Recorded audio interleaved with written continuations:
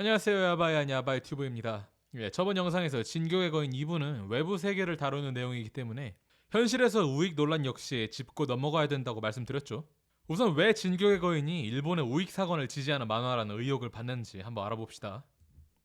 일단 확실한 건 분명 진격의 거인 안에는 일본 제국을 연상케 하는 요소가 있다는 겁니다. 월 마리아가 갑옷 거인과 초대형 거인에게 파괴당하는 건 원자폭탄 리틀보이와 팬맨을 연상시키고, 왕가는 시조의 힘을 쓸 수 없다는 부전의 조약은 군대를 가질 수 없다는 내용의 일본 평화 헌법을 떠올리게 합니다. 근데 이외에도 보시다시피 픽시스 장군은 일본 군인인 아키야마 요시우루에게서 모티브를 따왔고요. 미카사 역시 일본 제국의 전함으로 쓰였던 이름입니다. 네, 단순히 모티브만 따왔다면 논란은 적었을 겁니다. 하지만 이러한 요소들이 논란이 되었던 이유는 마치 당시 일본 제국이 마냥 피해자인 것처럼 묘사되었다고 느낄 수 있었기 때문입니다. 무고한 민간인이 전쟁으로 인해 고통받는 모습을 보여줌으로써 일본인은 피해자라는 관념을 주입시킨다는 의혹을 받은 거죠. 영화 반딧불의 묘를 비판적으로 바라보는 한국의 시선과 일치합니다. 근데 사실 이러한 의혹은 충분히 가질 수 있습니다. 너희가 뭔데 피해자 행세를 하는 거지? 네, 기억하세요. 이 문장은 굉장히 중요합니다. 이것이야말로 여러 번 반복되는 진격의 거인 핵심 키워드이기 때문입니다.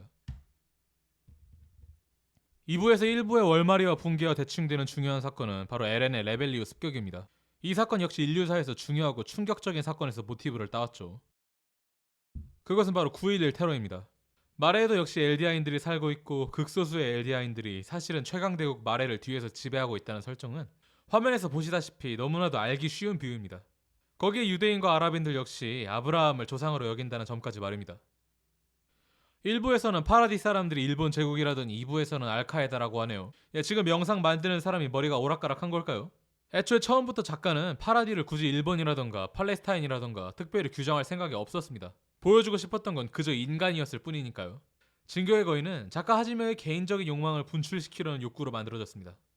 에렌이 거인화하는 전기를 편집부와 주변인들은 만류했다고 하죠. 꿈도 희망도 없는 전기의 처절한 생존 만화를 갑자기 능력자 배틀물로 바꾼다는 걸 탐탁치 않게 여긴 겁니다. 하지만 작가 입장에서 에렌이 변신해서 거인들을 개박살낸다는 전개는 절대 포기할 수 없는 전기였습니다. 이 만화 속의 거인들은 작가 하지메의 과거를 포함한 수많은 소시민들을 압제하는 공포입니다.